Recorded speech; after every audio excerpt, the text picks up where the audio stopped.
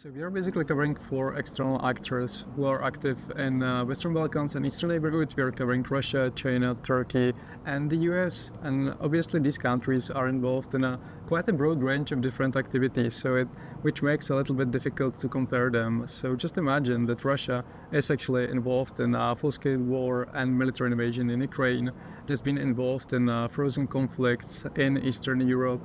It has supported different separatist movements within these regions. So you have both military involvement and, let's say, subversive political involvement. Then came up China with all the investments and, let's say, developing economic ties with the countries in the European neighborhood.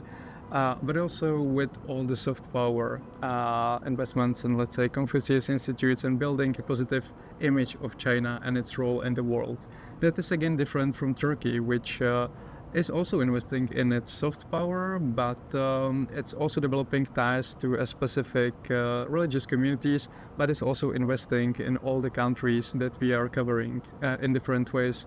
Then comes the US, which is perhaps the least surprising actor when it comes to form of its involvement, but that has been over past 3 decades involved in a lot of support for democratization and democratic transition and support for civil society, but also in supporting security system reform and military assistance to different countries. First of all, we need to realize what scenarios are.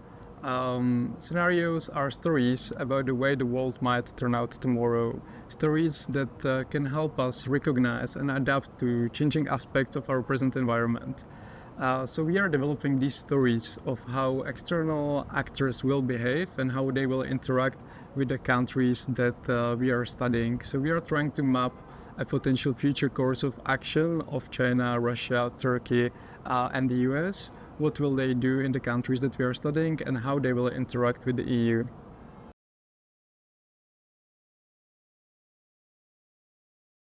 They help us to realize what we know and what we don't know, because if we can imagine different futures from the futures that we are currently imagining, then we can also prepare for them.